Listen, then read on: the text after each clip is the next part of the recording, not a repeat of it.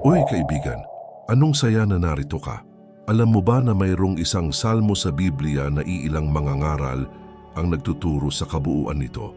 Hindi dahil ito ay mapanganib, ngunit dahil ito ay nagpapakita ng napakalalim na katotohanan tungkol sa kasaganaan na hinahamon nito ang lahat ng itinuturo ng mundo tungkol sa kayamanan. At marahil iyon mismo ang dahilan kung bakit ka naririto ngayon. Dahil nais ng Diyos na ipakita sa iyo ang tunay na landas tungo sa kasaganaan na lagi niyang inihanda para sa iyo. Manatili sa akin dahil ang matutuklasan mo ngayon ay maaring ganap na magbago ng iyong pananaw sa pera at mga pagpapala. Alam mo kapatid, baka mahirap ang financial time mo ngayon. Nagsusumikap ka, ginagawa mo ang iyong makakaya, ngunit parang hindi sapat ang pera. Sa pagtatapos ng buwan, tumingin ka sa iyong bank account at nagtataka, bakit hindi pumapasok ang pera? Bakit kahit naggawin ang lahat ng tama, tila napakalayo ng kaunlaran? At pagkatapos ay dumating ang mabigat na pakiramdam. Nagsisimula kang magduda, gusto ba talaga ako ng Diyos na pagpalain? Hindi ba ako karapat-dapat ng mas magandang buhay? May mali ba sa akin? Masakit ang mga tanong na ito. Hindi ba? Dahil sa kaibuturan ng iyong puso, gusto mo ng mas mapayapang buhay. Gusto mong bayaran ng iyong mga bayarin ng walang pananalapi. Gusto mong makatulong sa iyong pamilya. Gusto mong mamuhay ng may dignidad at kapayapaan. At walang mali doon. Ngunit itinuro sa iyo ng mundo na ang kayamanan ay para lamang sa piling iilan. Na kailangan mong ipanganak na may pilak na kutsara sa iyong bibig, maging mapalad, o kahit na gumawa ng mga kaduda-dudang bagay upang umunlad.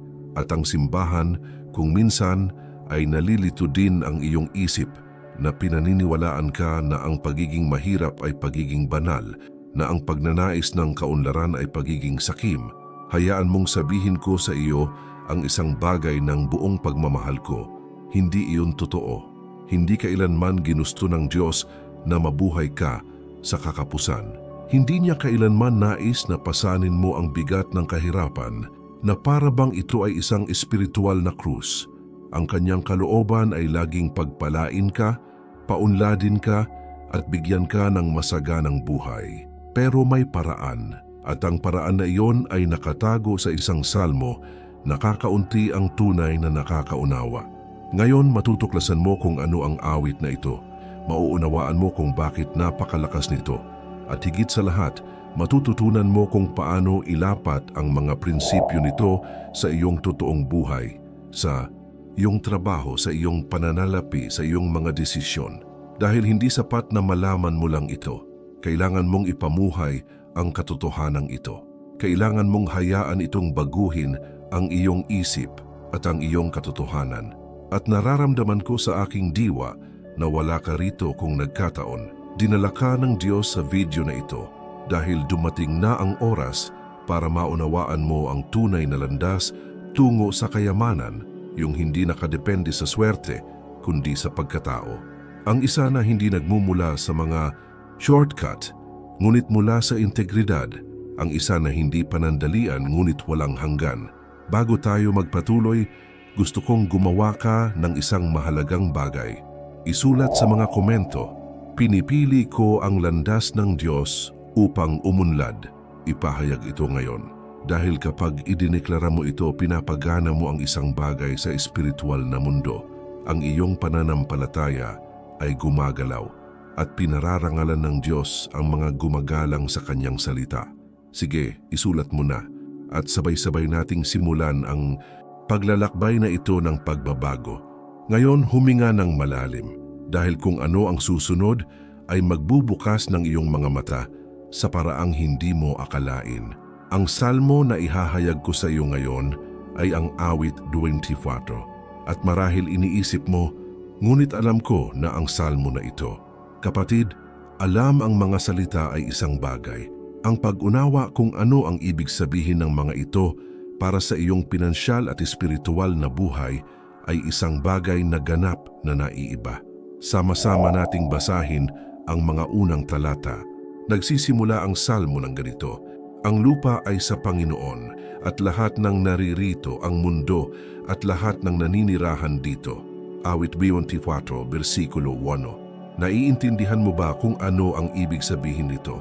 Lahat, talagang lahat ay sa Diyos. Ang kayamanan ng mundong ito ay hindi pag-aari ng mga gobyerno, korporasyon o makapangyarihang mga tao. Ito ay sa Kanya.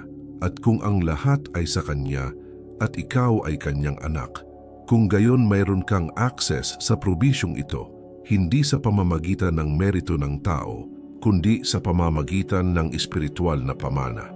Ngunit narito ang bahaging ayaw mong malaman ng mundo. Ang salmo ay nagpatuloy na nagtatanong, sino ang makaakyat sa bundok ng Panginoon? Sino ang makatatayo sa kaniyang banal na dako?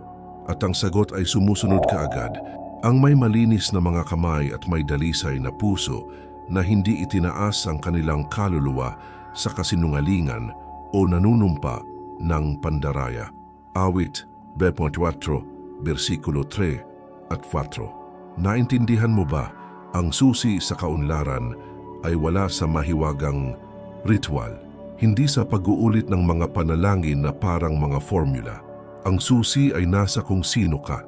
Ito ay nakasalalay sa kadalisayan ng iyong puso. Ito ay nakasalalay sa kalinisan ng iyong mga kamay. Iyon ay sa integridad ng iyong mga aksyon. Itinuturo sa iyo ng mundo na upang yumaman, kailangan mong maging matalino, manlinlang, pumutol at tumapak sa iba. Ngunit kabaligtaran ang itinuturo sa iyo ng Diyos. Sabi niya, kung gusto mong umangat, kung gusto mong umunlad, kung gusto mong manatili sa pagpapala ng Diyos, kailangan mong magkaroon ng karakter. Kailangan mong maging tapat. Kailangan mong mamuhay ng malinis sa harapan niya at sa harap ng iba.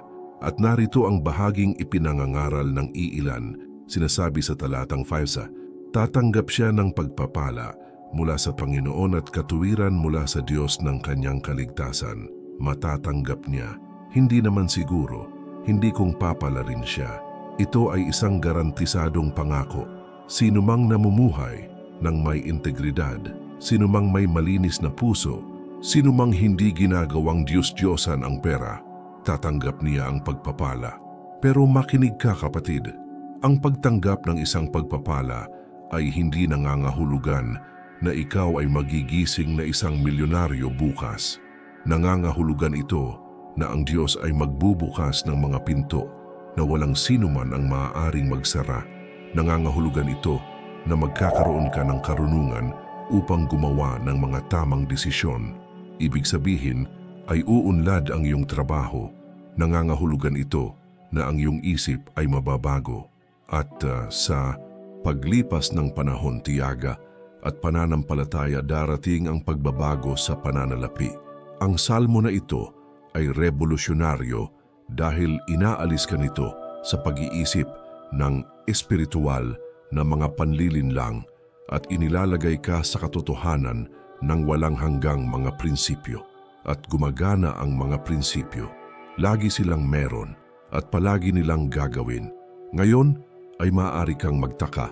Ngunit paano ko ito ilalapat sa aking buhay? Paano ko lilinisin ang aking mga kamay? Paano ko lilinisin ang aking puso? Manatili sa akin dahil sa susunod na ilang minuto, ipapakita ko sa iyo ang praktikal na hakbang-hakbang na proseso. Ngunit bago iyon, kailangan mong marinig ang isang totoong kwento na magpapakita sa iyo ng kapangyarihan ng prinsipyong ito sa buhay ng isang ordinaryong tao tulad mo at ako. Let me tell you about Samuel from Taguig City. Siya ay 42 taong gulang, nagtrabaho bilang isang jeepney driver at nabuhay sa isang tila hindi maiiwasang ikot. Bawat buwan ay pareho. Sapat lang ang kinita niya para mabuhay ngunit hindi sapat para umasenso. Nagsimulang mamo ang mga utang. Ang kanyang asawang si Ana ay nagtatrabaho sa pagtitinda ng pagkain sa kalye, ngunit kahit noon pa man, ang pera ay hindi sapat para sa mga gastusin. Si Samuel ay isang taong may pananampalataya. Nagdasal siya, nagsimba siya. Ngunit sa kaibuturan siya ay nagdadala ng isang tahimik na kapaitan. Nakita niya ang ibang mga tsuper na gumagawa ng side deal pagdadala ng mga iligal na produkto, paglilihis ng mga ruta para kumita ng higit pa. At malakas ang tukso. Naisip niya, ginagawa ito ng lahat. Bakit kailangan kong maging iba? Bakit kailangan kong magdusa para sa pagiging tapat? Isang gabi, pagkatapos ng isa pang mahirap na araw, umuwi si Samuel sa bahay na pagod at talunan. Binuksan niya ang Biblia nang hindi man lang alam kung ano ang hahanapin at nahulog ang kanyang mga mata sa awit 24. Binasa niya ito minsan, tapos binasa niya ulit. At sa sandaling iyon, may isang bagay na huminto sa kanya ng malalim. Ang may malinis na kamay at may malinis na puso, tatanggap siya ng mga pagpapala mula sa Panginoon. Nagsimulang umiyak si Samuel dahil napagtanto niya na kahit wala pang nagawang mali, hindi na malinis ang kanyang puso. Nagplano na siyang sumuko. Handa na siyang ikompromiso ang kanyang integridad para sa pera. And there that night, he made a choice. Nanalangin siya, Panginoon, pinipili ko ang iyong daan.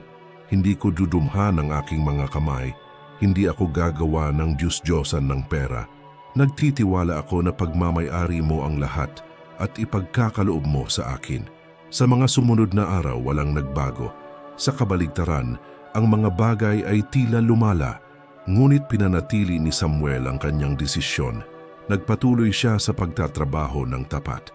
Tinanggihan niya ang mga kahina-hinalang alok at nagpatuloy siya sa pagdarasal. Makalipas ang 3 buwan, may nangyaring hindi inaasahan.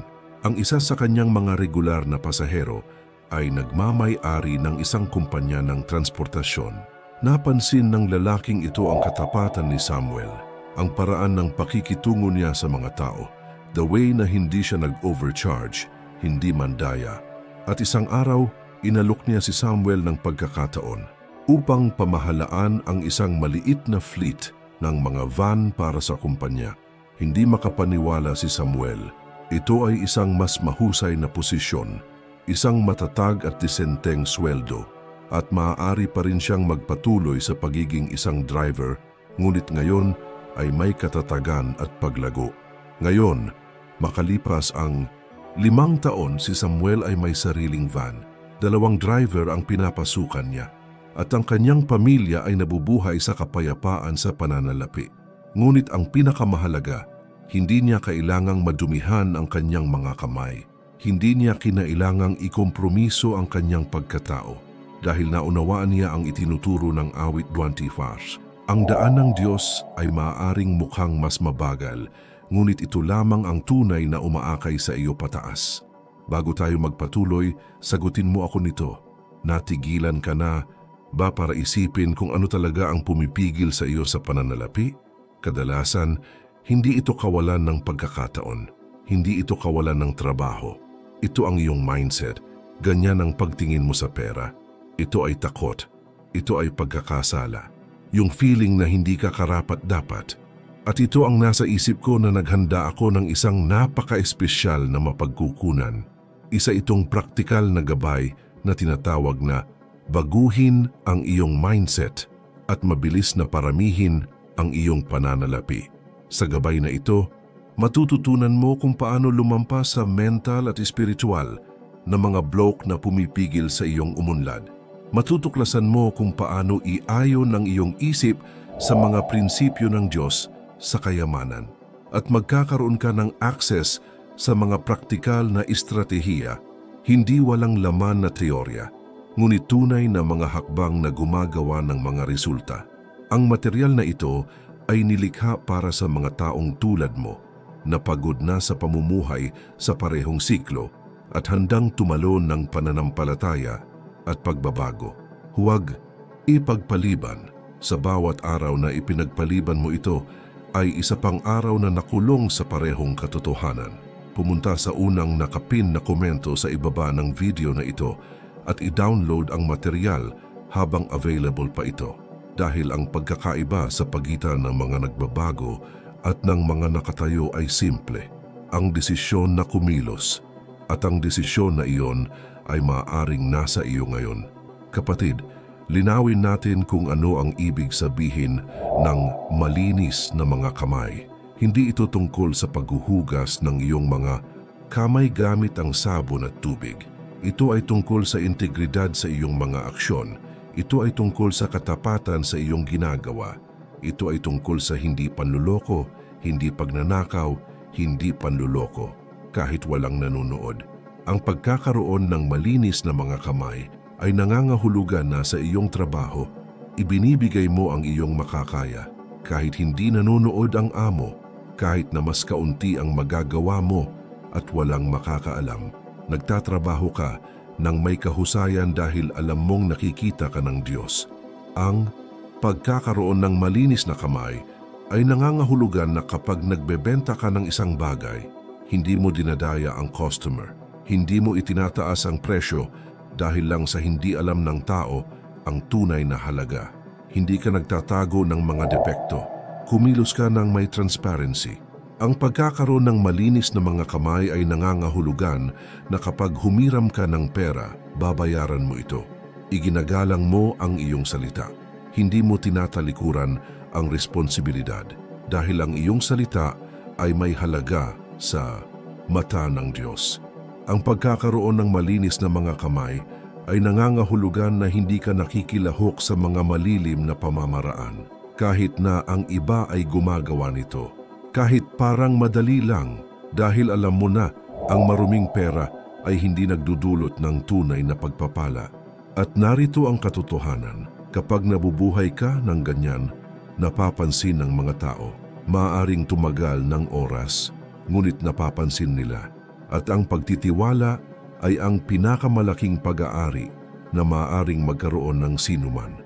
Ang mga tao ay nagtitiwala sa mga may katangian at kung saan may tiwala mayroong pagkakataon. Ngunit huwag magkamali, ang landas na ito ay hindi madali. Makikita mo ang iba na mabilis na umuunlad at hindi tapat. Pakiramdam mo ay parang sumuko sa integridad. Ngunit tandaan ang ipinangako sa awit 24, tatanggap siya ng mga pagpapala mula sa Panginoon. Hindi ito tungkol sa pagtanggap ngayon. Ito ay tungkol sa pagtanggap sa tamang paraan, sa pangmatagalang paraan, sa paraang hindi ka sinisira mula sa loob. Kasi, kapatid, marami na akong nakitang yumaman magdamag gamit ang dirty money at nakita ko rin ang mga taong iyon na nawalan ng lahat at higit pa rito, nawawala ang kanilang kapayapaan, ang kanilang pamilya, at ang kanilang kaluluwa. Kaya, ang unang praktikal na hakbang ay ito. Suriin ang iyong mga kamay. Tingnan mo ang iyong mga kilos. May ginagawa ka ba na alam mong hindi tama? Mayroon bang anumang deal na alam mong kahina-hinala? Mayroon bang anumang kasinungalingan na ipinagpapatuloy mo? Kung mayroon ka, gawin mo na. Linisin ito. Humingi ng kapatawaran sa Diyos, itama ang maaaring itama. At mula ngayon, italaga ang iyong sarili na mamuhay ng may ganap na integridad. Dahil iyon ang pundasyon ng tunay na kaunlaran. Kung ang mensaheng ito ay sumasalamin sa iyo, mag-iwan ng like dito. Ito ay hindi lamang isang pindutan. Ito ay isang paraan para sabihin mo, natanggap ko ang salitang ito. At mag-subscribe sa channel, buhayin ang kampana. Dahil dito pinag-uusapan natin ang mga katotohanan na nagbabago ng buhay. Mga katotohanang ayaw mong malaman ng mundo, ngunit nais ng Diyos na mabuhay ka. At meron pa, dahil ang malinis na kamay ay mahalaga, ngunit hindi ito sapat. Kailangan mo rin ng malinis na puso. At iyon ang pag-uusapan natin ngayon. Dahil maraming tao ang may tamang aksyon, pero nakatali pa rin ang puso. At iyon ang pumipigil sa iyo na tunay na umunlad. Ang pagkakaroon ng malinis na puso ay mas malalim kaysa sa pagkakaroon ng malinis na mga kamay. Dahil ang mga kamay ay kumakatawan sa mga aksyon, ngunit ang puso ay kumakatawan sa pagganyak. Ito ay intensyon. Ito ang nagpapagalaw sa iyo mula sa loob. Maaaring tama ang iyong ginagawa, ngunit kung ang iyong puso ay puno ng inggit, kasakiman at kapaitan, hindi ka malaya. At ang pagpapala ng Diyos ay hindi ganap na dumadaloy kung saan ang puso ay marumi. Ang awit 24 ay nagsasalita tungkol sa hindi pagbaling sa mga Diyos-Diyosan. At sa mundo ngayon, ang pinakadakilang idolo ay hindi isang estatwa. Ito ay pera.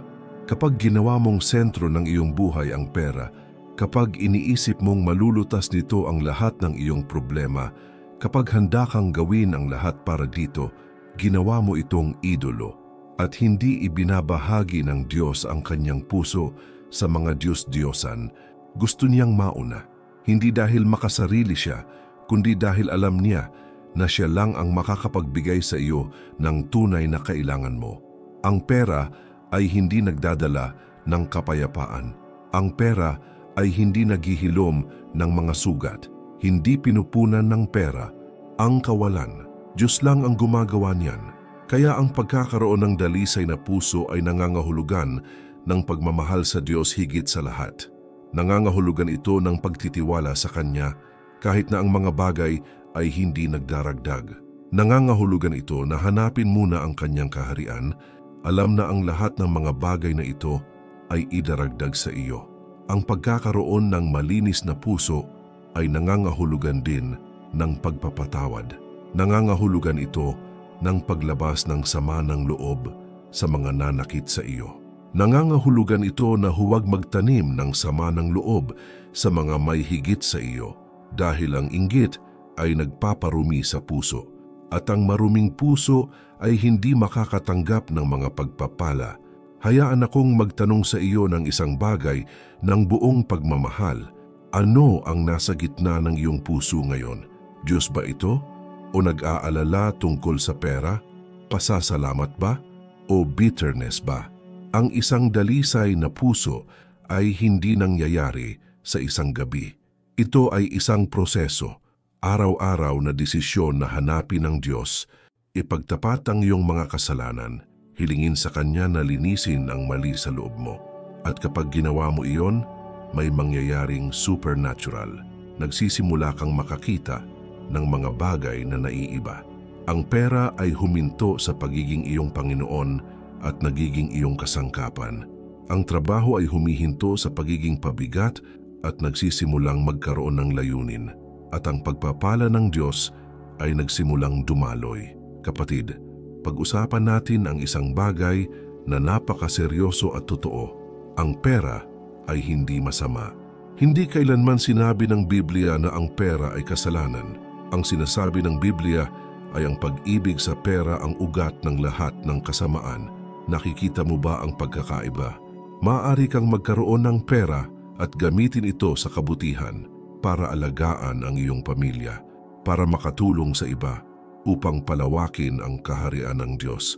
Ngunit kapag mahal mo ang pera, kapag kumapit ka dito sa isang hindi malusog na paraan, kapag handa kang gawin ang anumang bagay para dito kung gayon, ay lumilikha ka ng isang idolo at inaalipin ka ng mga Diyos-Diyosan. Nangako sila sa iyo ng kalayaan, ngunit binihag ka nila.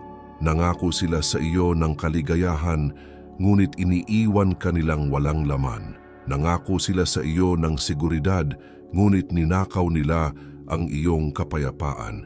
Nilinaw sa awit 24, ang mga gustong tumanggap ng pagpapala ng Diyos ay hindi dapat bumaling sa mga Diyos-Diyosan. At ibig sabihin, kailangan mong unahin ang Diyos laging, kahit na parang ang paggawa nito ay may gagastusin sa iyo. Nakarating na ba kayo sa isang sitwasyon kung saan kailangan mong pumili sa pagitan ng paggawa ng tama at paggawa ng pera? Kung saan kailangan mong magpasya kung magsisinungaling para isara ang isang deal? Kung saan kailangan mong pumili sa pagitan ng pagtatrabaho ng tapat o gumawa ng hindi tapat na shortcut? Ito ang mga sandali na tumutukoy kung sino ka. Ito ang mga sandali kung saan ipinapakita mo kung ang Diyos ang iyong Panginoon o kung pera. At kapatid, alam kong mahirap. Alam kong kapag wala ka, napakalaki ng tukso. Ngunit tiyak na sa mga sandaling ito na susubok ang iyong pananampalataya. At narito ang pangako, kapag pinili mo ang Diyos, kapag tumanggi kang gawing Diyos-Diyosan ang pera, siya ang magiging tagapagkaloob mo. Binuksan niya ang mga pinto, sinusuportahan ka niya. Ginagawa niyang posible ang imposible. Ngunit may isa pang panig sa baryang ito na parehong mahalaga. Ang hindi pagmamahal sa pera ay nangangahulugan din ng hindi pagkatakot dito. Nangangahulugan ito na hindi nabubuhay sa isang estado ng kakulangan sa pag-iisip. Nangangahulugan ito na hindi naniniwala na ikaw ay magiging mahirap magpakailanman. Maraming Kristiyano ang namumuhay sa gayong takot sa pag-ibig sa pera, anupat tinatanggihan nila ang kasaganaan. Nagtatapos sila sa paniniwala na ang pagiging mahirap ay pagiging banal. At mali rin iyon dahil gusto ka ng Diyos na pagpalain. Gusto niyang mamuhay ka ng maayos. Nais niya na magkaroon ka ng mga mapagkukunan upang matupad ang kanyang layunin. Kaya, ang balanse ay ito. Huwag magmahal ng pera ngunit huwag din itong tanggihan. Gamitin ito ng matalino. Magpasalamat ka para dito. Ngunit huwag mong hayaang ito ang pumalit sa Diyos sa iyong puso. Paano mo ito gagawin sa pagsasanay? Magsisimula ka sa pagiging mapagpasalamat. Araw-araw magpasalamat sa Diyos sa kung ano ang mayroon ka, kahit maliit ito. Magsisimula ka sa pagiging mapagbigay, kahit nakakaunti ka, nakikihati ka. Dahil ang pagkabukas palad ay sumisira sa diwa ng kasakiman. Magsisimula ka sa pamamagitan ng pagdarasal bago gumawa ng mga desisyon sa pananalapi. Humihingi ng karunungan, humihingi ng gabay, at nagtitiwala na gagabayan ka ng Diyos. Isulat sa mga komento, ang Diyos ang aking tagapagkaloob, hindi pera. Ipahayag na ngayon, dahil kapag inilagay mo ang Diyos sa gitna, lahat ng iba ay nahuhulog sa lugar. At ngayon, handa ka nang maunawaan ang huling pangako ng awit 24. Dahil lahat ng napag-usapan natin hanggang ngayon, malinis na kamay, dalisay na puso, hindi gumagawa ng mga Diyos-Diyosan, lahat ito ay humahantong sa isang makapangyarihang pangako. At iyon ang pag-uusapan natin ngayon. Manatili sa akin dahil ang bahaging ito ay magtatatak ng lahat sa iyong puso. Ang awit 24, versikulo 5 ay naglalaman ng isang pangako na parehong simple at malalim. Siya ay tatanggap ng pagpapala mula sa Panginoon at katuwiran mula sa Diyos ng kanyang kaligtasan. I-unpack natin ito dahil may bigat ang bawat salita dito. Una, matatanggap ka. Hindi naman siguro. Hindi ito ang nakakaalam. Ito ay isang katiyakan. Kapag namumuhay ka ayon sa mga prinsipyo ng Diyos na may integridad, may dalisay na puso, walang mga Diyos-Diyosan, tatanggap mo. Hindi dahil karapat-dapat ka, kundi dahil tapat ang Diyos sa kanyang mga pangako. Pangalawa, mga pagpapala mula sa Panginoon. At ito, kapatid, maraming tao ang pinagkakaguluhan ang pagpapala sa pera. Ngunit ang pagpapala ay higit pa rito. Ang pagpapala ay kapayapaan. Ito ay kalusugan. Ito ay karunungan. Ito ay naibalik na mga relasyon. Ito ay bukas na mga pinto. Ito ay banal na pabor. At oo, ang pagpapala ay maaari ding maging kaunlaran sa pananalapi. Ngunit ito ay nagmumula bilang resulta ng isang buhay na nakahanay sa Diyos, hindi bilang isang wakas sa sarili nito. Pangatlo, at hustisya, makapangyarihan yan. Ang ibig sabihin ng hustisya ay ipagtatanggol ka ng Diyos. Nangangahulugan ito na kanyang ipagtanggol ka. Nangangahulugan ito na kapag hinatulan ka ng mga tao, kapag inakusahan ka nila, kapag sinubukan nilang ibagsak ka, tatayo ang Diyos para sa iyo. Dahil ang mga namumuhay ng may integridad ay ang Diyos ang kanilang tagapagtaguyod. Pag-isipan ito, ilang beses ka nang namali, ilang beses mo na bang ginawa ang tama at parang walang nakapansin?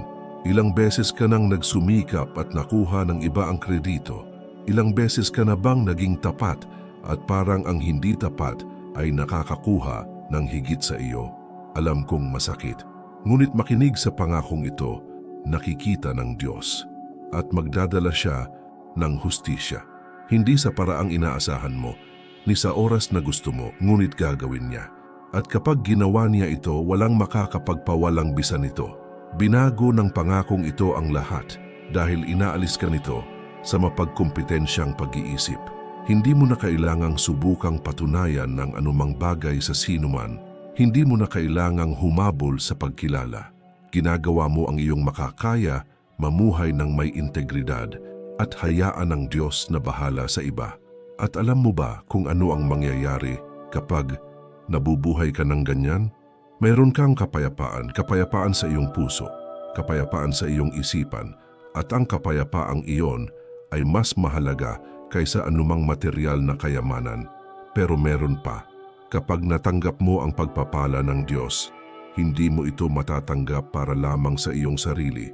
Tinanggap mo ito upang maging isang pagpapala sa iba dahil laging may layunin ang kaunlaran ng Diyos.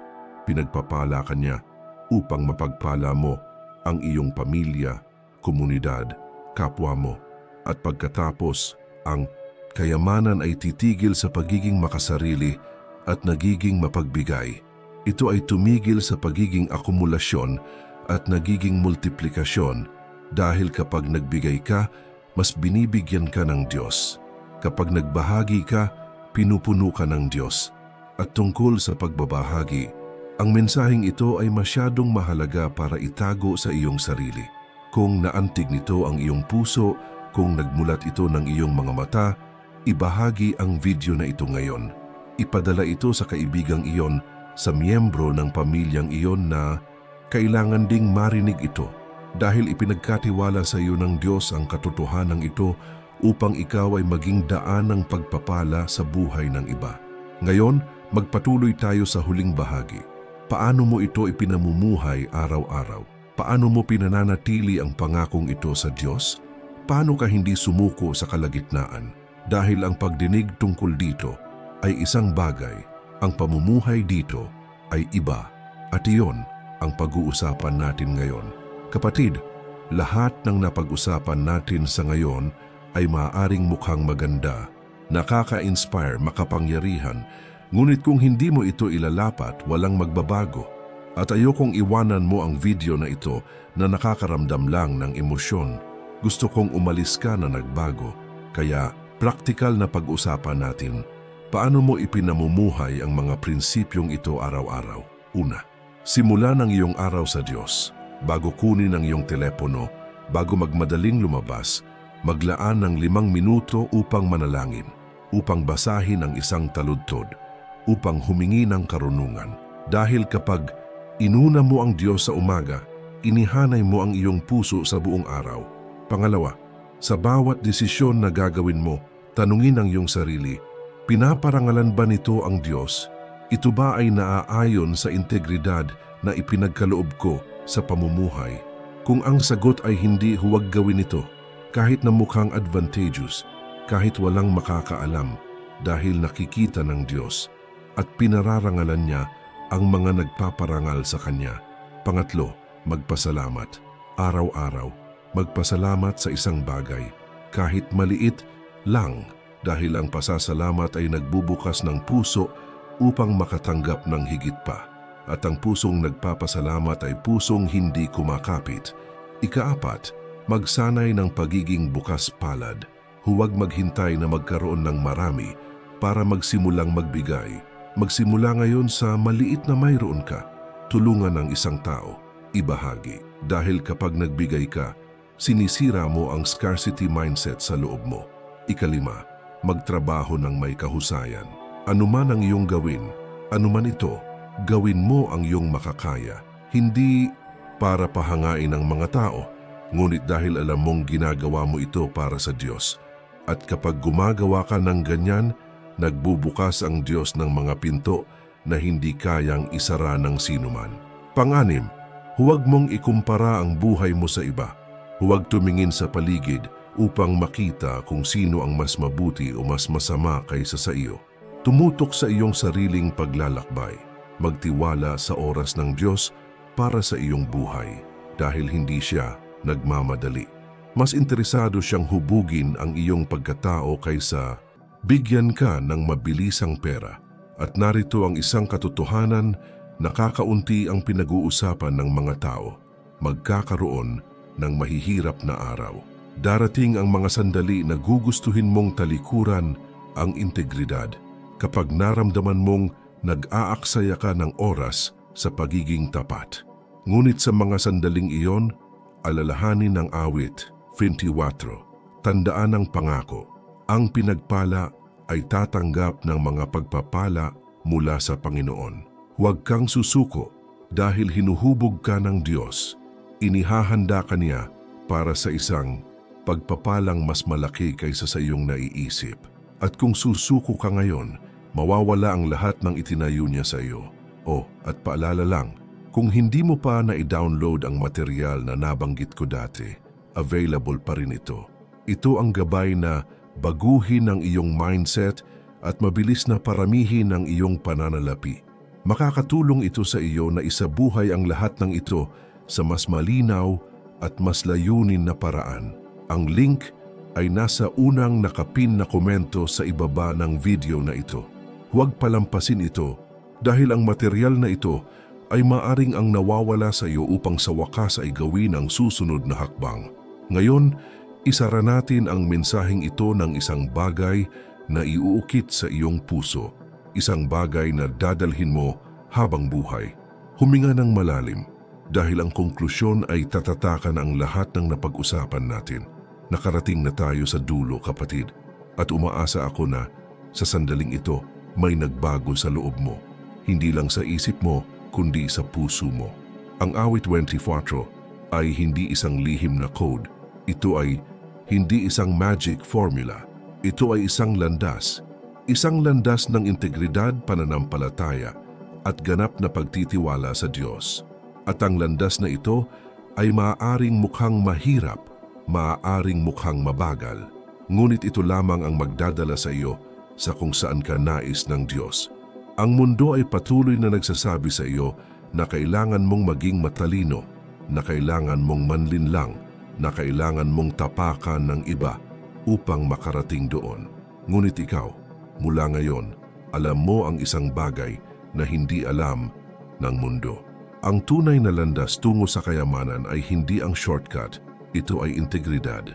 Natutunan mo ngayon na ang malinis na mga kamay ay nangangahulugan ng matapat na pagkilos, na ang isang dalisay na puso ay nangangahulugang pagkakaroon ng Diyos sa gitna, na ang hindi paggawa ng mga idolo ng pera ay nangangahulugan ng pagtitiwala sa Kanya higit sa lahat. At kapag namumuhay kayo sa ganitong paraan, tiyak ang pangako, tatanggap kayo ng mga pagpapala at kabutihan. Ngunit ngayon, nasa iyo ang pagpipilian. Maaari mong pakinggan ang lahat ng ito at bumalik sa parehong buhay. Umaari kang magpasya ngayon na mabubuhay ka sa ibang paraan, na ikaw ay magiging isang taong may katangian, na magtitiwala ka sa Diyos kahit walang saysay. At naniniwala ako na pipiliin mo ang tamang landas. Dahil dinala ka ng Diyos hanggang dito, inilagay niya ang salitang ito sa iyong puso at susuportahan ka niya. Isulat sa mga komento, namumuhay ako sa paraan ng Diyos. Ipahayag ito. Dahil ang deklarasyon na ito ay hindi lang para sa akin, para rin ito sa iyo. Para sa iyo na tandaan sa mahihirap na araw ang pangakong ginawa mo ngayon. At kung naantig ang iyong puso sa mensaheng ito, mag-iwan ng like. Ito ay hindi lamang isang kilos, ito ay isang paraan para sabihin mo, natanggap ko ang katotohanan ito. Mag-subscribe sa channel, i-activate ang bell, dahil dito ay patuloy kaming nagsasalita tungkol sa mga katotohanan na nagbabago, tungkol sa mga prinsipyong nagbabago ng buhay, tungkol sa isang pananampalatayang tunay na gumagana. At tingnan mo, kapatid, ngayon mo lang natutunan ang tunay na landas tungo sa kaunlaran, ngunit hayaan mong sabihin ko sa iyo ang isang bagay na mahalaga. May mga hindi nakikitang bagay sa espiritual na mundo na maaaring pumipigil sa iyo sa pagsulong. Mga bagay na hindi mo nakikita, ngunit nananatili kang nakulong sa ikot ng utang. Ito ang tatlong di nakikitang sumpa na nakakaapekto sa buhay ng maraming tao at marahil sa iyo rin.